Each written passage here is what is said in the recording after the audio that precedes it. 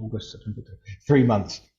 So it's a 3-month crowd sale, and we opened it on the 24th of August, and the crowd sale closed on the 26th of October.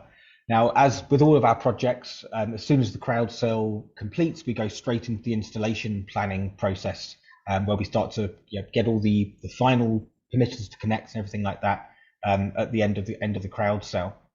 And usually this is a completely standard procedure, which is why we tend to do it. We don't know when a crowd sale is going to complete. We tend to do this, the applications at the end of the crowd sale, because it should be very routine. There are set dates by which the energy utilities have to process our applications to connect to system. In this instance, we're dealing with Eskom. Eskom is the South African national utility, and they have a statutory period with which they have to approve the connection of a solar plant. I mean, they're not going to turn down an application. It's really like a bureaucratic registration of a connection, which is why we don't necessarily do it in advance. But they took a lot longer to issue the quote to connect the system. That was eventually issued to us on the 10th of March. And then at that point, we got into the final preparations with a target to start the installation in mid-April. So it was even before any of the issues that came about to cause the project was already very much delayed, and it's frustrating for all people all around. And it's just the nature of dealing with an organization like Eskom, where although there are laws in place to say you have to process an application, it took them way beyond what should be a reasonable time period to receive all the documentation back from them. So that was really the cause of the initial delays to the project.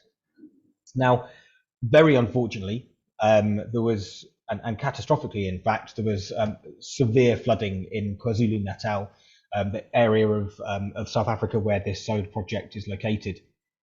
It was one of the worst flooding events in South African history. As you probably saw in an email, there were many lives lost, even more people's properties destroyed, livelihoods destroyed as a result of that flooding. It was so major, in fact, that it actually triggered us to perform an environmental inspection at the site to just determine that the site itself hadn't really been damaged and it was fit for being installed on. Now, the findings of that environmental inspection took us by surprise. We were expecting to receive a response by saying, the floodwaters have receded, the site's completely fine, and you can go ahead and install.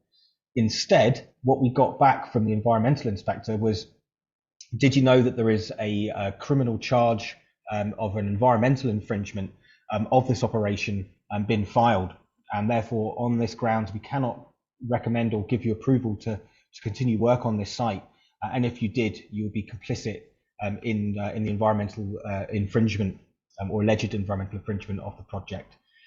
We looked at it and we discussed it internally and with the energy consumer and the environmental consultant, and we looked at is there any way forward around this, and we decided actually at this point we're simply not going to proceed with the project. We don't want to be involved with it. Especially with environmental law. I mean, our projects are here to help the environment. If there's any chance of an organisation not abiding by the laws to prevent environmental harm, we're just not going to continue with the project. So at that point, on the 26th of May this year, we decided to terminate the installation. And on the 15th of June, you received the first phase of the refund. So that gives you a timeline. I mean, unfortunately, this project was very protracted anyway, and it's hugely regrettable that this even had to happen. And as a result of being the first time this has ever happened, we've had to work out how to actually reverse a crowd sale, bearing in mind that there was equipment already purchased with the proceeds from your purchasing of the solar cells. Now, bearing in mind, when you purchase your solar cells, you use that money to buy them. This is you're not investing in a fund or anything like that. Your money is actually going to go and buy a physical hardware, and that hardware gets purchased as soon as the crowd sale ends.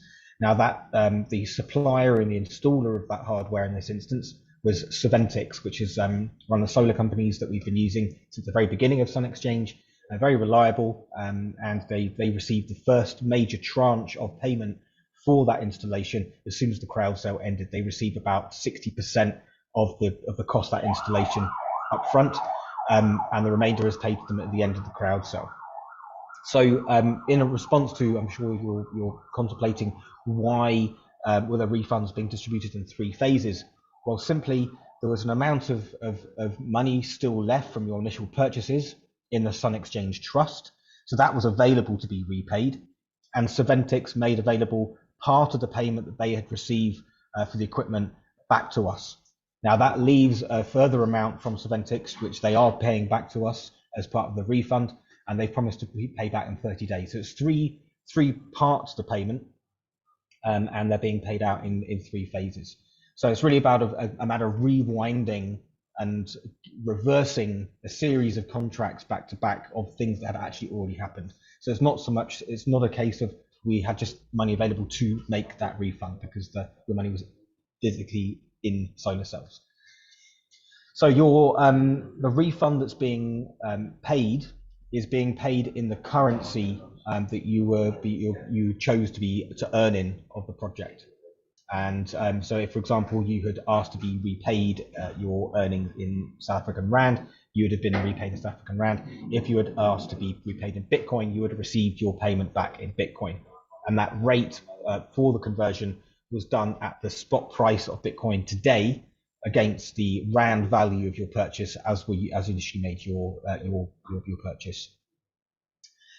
So you're probably also wondering why wasn't any environmental issues identified sooner, and did we conduct environmental assessments on the project? And the simple answer is, well, this issue was not something that necessarily be picked up by a normal environmental investigation. I mean, we are not experts in the intricacies of how operations should be in terms of complying with the laws specific to their type of operation. So what we do is we rely on there's a lease agreement between us and the energy consumer, which obligates them to make sure that they are always in good standing with environmental laws. Now the charge placed against them was actually charged after the crowd sale of this solar project. So when we would have conducted any investigations into that minutiae of what charges have been filed against them, it wouldn't have come up at that point. It came up after the crowd sale. So ultimately there are so many different laws applicable to operations. We have to lean on the off-taker to be forthcoming with us, and they are obligated to inform us if there's any infringements of any law which would impact our ability to provide them with solar electricity. Some of the obviously the fundamental risks of being involved with a solar project like this is that the installation has to take place. It's a physical operation, and sooner rather than later, it was likely that a project was going to have a problem during an installation and would have had to have done a refund. This just happened to be the first time this happened. If you're interested in reading more about what types of risks and delays are associated with our solar projects, I do point you to the product information document, which is associated with each solar project, that lays out the various different issues that can occur during a solar installation and the impact this can have on the speed and duration with which we can deploy, and the scenarios under which a refund would take place. However, with your refund, or at least the first couple of phases now paid into your wallet, it was actually paid as one payment, but it actually represents the first and second phases of the refund. That is now in your wallet. So now it's in your Sun Exchange wallet, you can very quickly and easily use those proceeds to now buy additional solar cells and other projects. I believe we've just launched a new one today for a high school, or you can withdraw it to your own account. If you have not yet done so, you obviously need to set up it's your wallet, you need to set up a bank account or a Bitcoin wallet address to withdraw those funds. But of course, it would be far more beneficial for you to use your refund to buy more cells. So the project at the moment is Norman Henshaw High School, and you can read all about it on the solar project page. So those are probably the core questions which I would have expected to be asked, but I believe we've had some additional questions sent in. So I'm going to open it up to the floor. And Barrett said to me if you've got any questions which Yes. I haven't covered in that. Yes, sure. Thanks, Abe. So there were a few more questions that came in via email. So the first one is, what are your plans for dealing with similar situations in the future when a customer with an operating solar installation is found to be breaking laws? Yeah, so we would have to just lean on the lease, which obligates them to be compliant with laws. Obviously, in a situation where the solar plant is already operating, and they become non-compliant, it depends on what type of non-compliance it is. Does it actually affect our ability to operate? In not all instances will any form of infringement affect our ability to safely and legally provide electricity to them. But in the instance of us having to terminate a lease agreement due to like something fundamentally wrong now with the operation powering, we will terminate the lease and we will seek legal damages for the value of the remaining lease from the solar energy offtake. And it's written in the lease agreement. That's the case. It just happened in this instance we hadn't actually gone ahead and built the plant yet, which made it possible for us to refund the project prior to its commercial operation phase. Thank you. So the next question is, could you please tell us more about the current due diligence process that we perform on customers, and if there's anything else we can do to strengthen that process? So the fundamental due diligence checks we do is make sure that the organization has been paying their electricity bills to date, and that they're financially buoyant. Like, how are they credit worthy? So we do a lot of checks on that, and we check that they're in good standing with the tax authorities, etc., and that they're in generally a business in good standing. We also then obviously do checks with the site itself and make sure that the roof structure is good to install on, or if they're on the ground, we do geotechnical surveys of the ground itself to make sure that the foundation system that's being used for the ground mount structure is suitable for the type of land that's being installed on.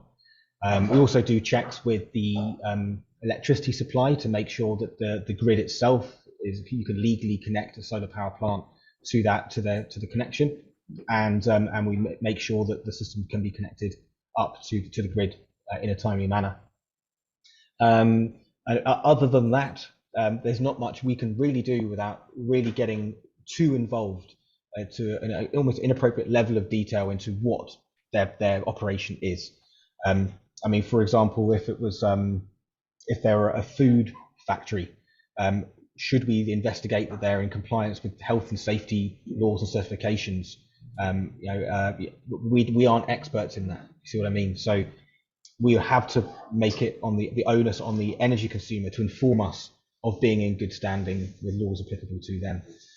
Otherwise, the period to get these projects onto a platform is going to take years if we have to find out exactly which things to verify and check from the off-taker. But it's such a rare occurrence that such a thing like this is happening, that this is the first time this has actually occurred. Okay, so as you guys would have seen, we've opened up the chat here, so you guys can start posting some questions in there. The first one that we've got here is, when will the other parts of the refund be paid out? Yeah, so the subsequent payments is the VAT payment. So the first payment you've received is actually the first two phases, but without VAT, without VAT, because the VAT, and this is something that's only just occurred to us yesterday after the refund was made, is that the VAT isn't available yet because it has to be claimed back from the South African Revenue Service. Obviously, when you buy a product, you pay VAT with that product, and that VAT goes to the taxman. Now that product has been refunded, we now have to claim that VAT back from the taxman. So that VAT reclaim is now also happening, and that VAT is yet to be refunded.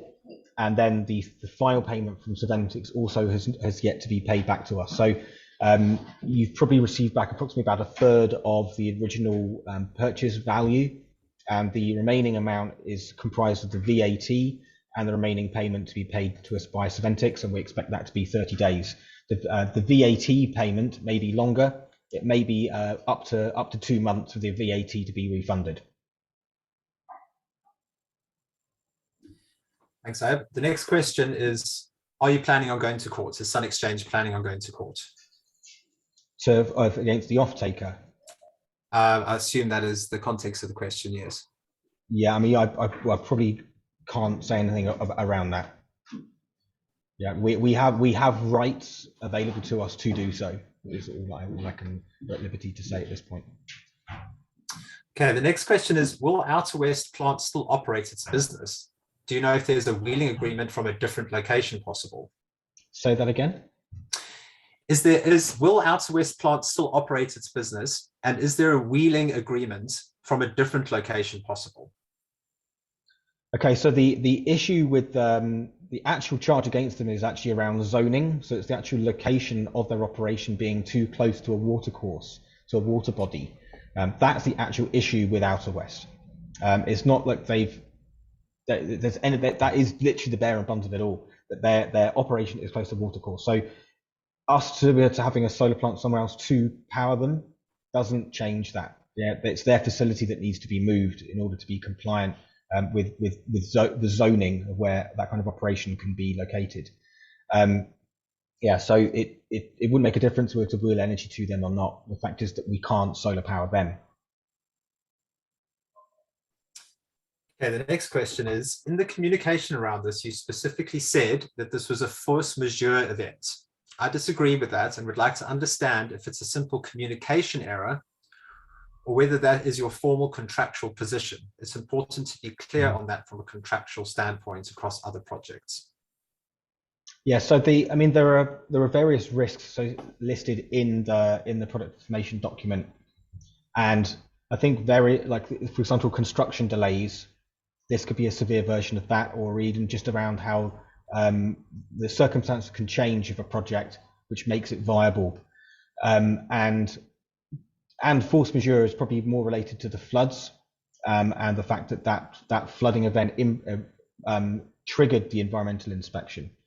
I don't really know what else to say about that, other than contractually we're entitled to terminate the lease contract with the off-taker just purely on the grounds of them no longer being in good standing with the authorities applicable to them, and that's the reason for the termination. So whatever sort of legal definition we cite as to why we're terminating it, that's really the case. But in terms of like risk associated with being involved in such a project, it is probably a combination of force majeure, contract and installation delays. Right, the next question, where can we download the recordings of this meeting? Well, I can answer that for you quickly. We'll send out a recording link to everyone that was here and to all cell owners that couldn't make it as well. The next question is, from this experience, is there a lesson to be learned on risk mitigation and project selection? Schools and retirement care homes seem much safer bets with generally less complexity and hence less likelihood of legal breaches, all things being equal. Hence, maybe focus on schools and retirement homes.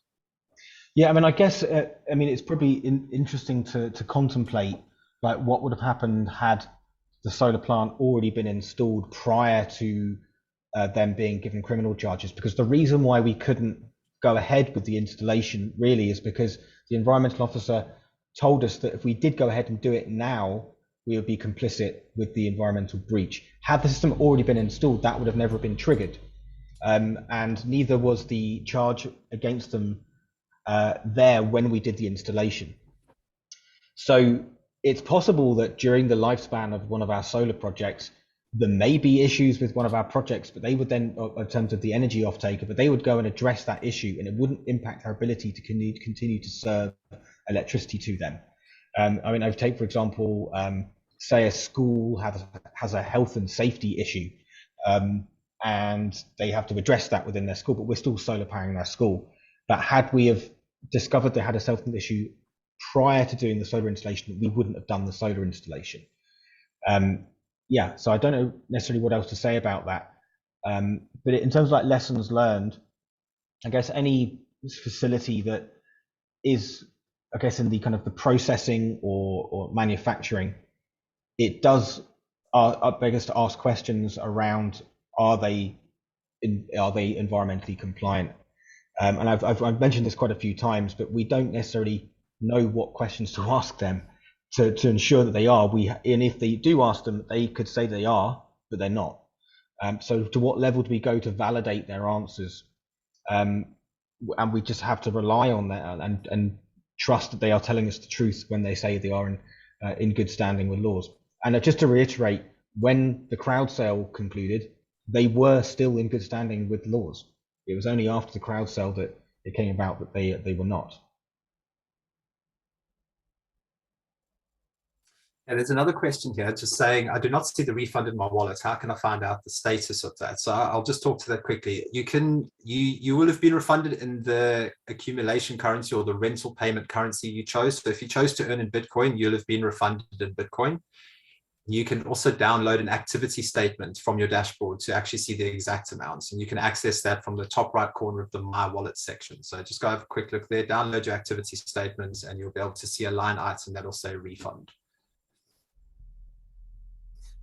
Next question here is, did you earn any interest on the income on funds that we committed to the project that have not been paid out yet? Well, the funds were being held in the Bavin Trust. So Sun Exchange as a business certainly didn't earn any interest. Any interest accumulated during the funds that were still being held by the trust probably is there. It's probably a negligible amount. So it's a small portion of the proceeds of the project.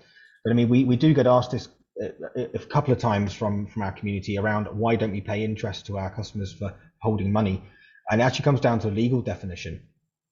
We're not allowed to pay out interest when holding funds on behalf of our community. We're not a bank. We're not legally allowed to pay out interest. So it opens up an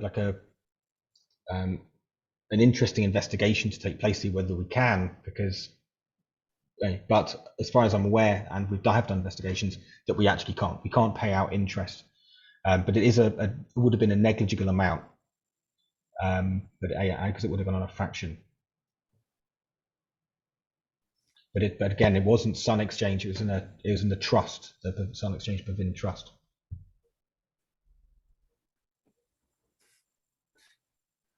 Something that just came in from Ernest. We still love your company and you, Abe. I'm still all in. Thanks for the support, Ernest. And just on that note, thanks everyone for your continued support. And we just really like to acknowledge the fact that our community is amazing and you guys are behind us 100% of the way. Yeah, well, and thank you. I mean, we do love what we do, and it was really painful to have to turn down or to cancel a project. I mean, it's I can't even begin to explain to you how hard our team worked to get this project to go ahead.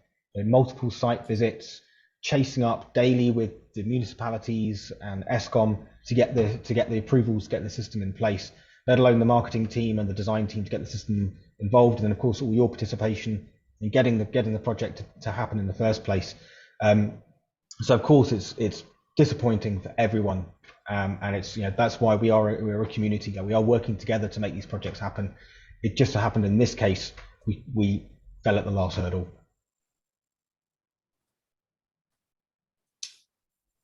There's a couple of questions that are coming through that aren't very relevant to this conversation. So what we'll do is we'll reach out to you guys separately and just answer those questions. Just the one on what happens when you pass away, and the 12B tax scheme, if they can be claimed. I mean, the tax questions, we can't unfortunately give advice. You really should chat to a local advisor to get information on that. Okay, but it looks like there's no further questions coming in at the moment.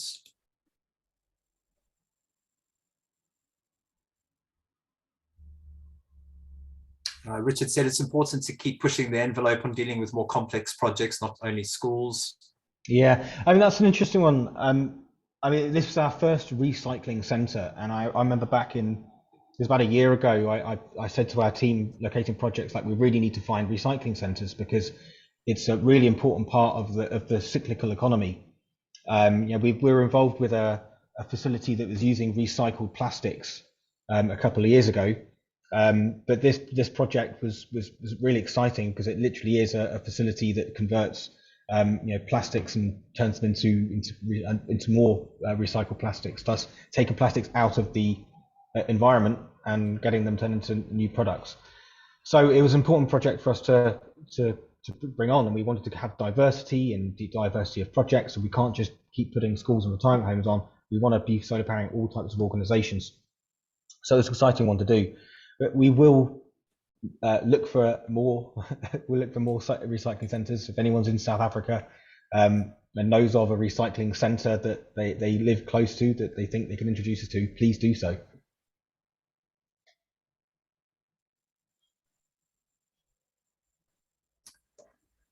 Well, looks like you guys have asked everything you wanted to ask, and we've covered pretty much everything. I think then that's pretty much it. I think we can wrap this up. Okay. I mean, I see a picture, a question from Peter Slyman saying, should he wait for the complete refund to happen before going into a new project? And to Peter, that's up to you. You've had your first payment come in. If you want to put that into the Norman Henschel project, absolutely feel free. Be delighted. That is why we have this new pay by wallet system. So it should be pretty easy for you to get involved in that project.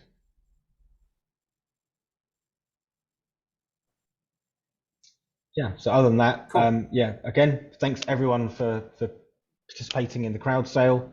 Again, thank you all. Apologies, regrettable for all, but thank you for coming to this community call. We really appreciate it. And thank you for sending any questions and general support. Really appreciate it. It means everything to us. Thanks, everyone. See you next time.